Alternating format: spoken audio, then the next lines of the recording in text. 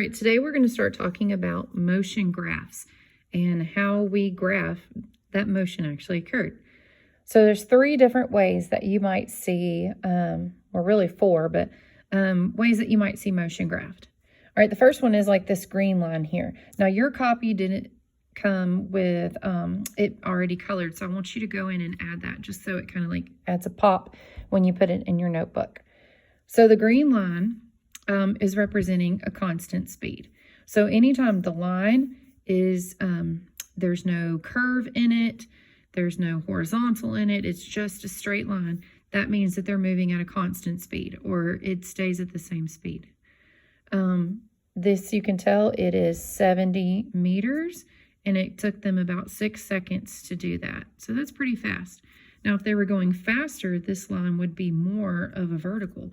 So let's say the line was in here somewhere, you would see that that's going 70 meters, but in only 2 seconds. So that would be faster. So the steeper the line, the faster that they are traveling.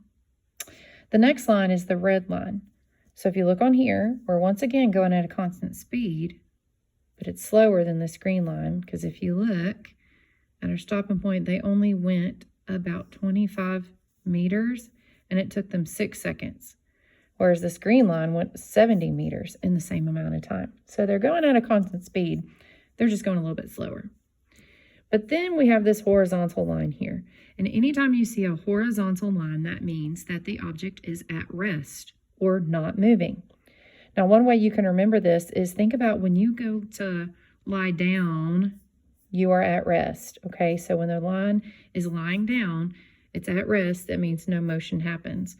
So movement stops for a period of time. And then if you have a line that goes back down, that means that they're returning to their original position. So this would be like, let's say I was in my classroom and I was walking to talk to a student.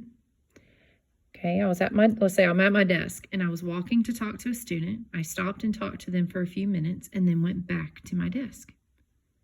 Now, the way this would look different is, let's say I'm at my desk. I walk over to a student. I stand there, so I'm stopped and I'm talking to the student.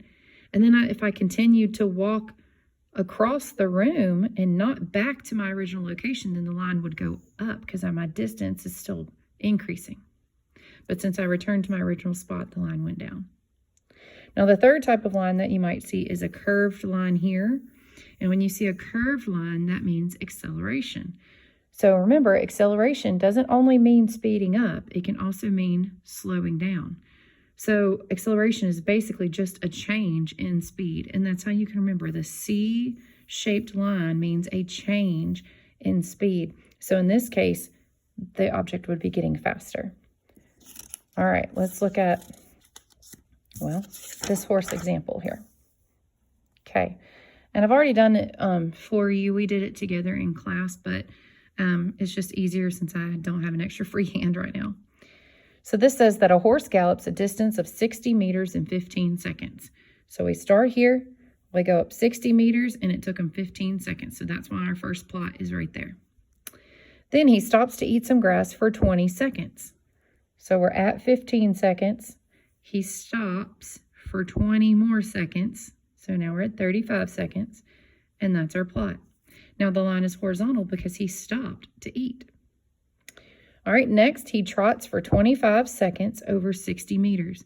So our distance is going to go from 60 meters to 120 because 60 plus 60 is 120.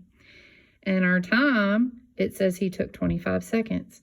So if we're at 35, 25 more seconds would be at 60. So that's how we get that point right there.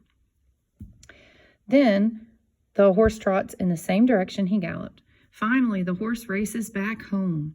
So we know since he's going back home, we're not going to keep going with our journey. He goes back home to his starting position, which is a whole 120 meters, but he does it this time in 20 seconds.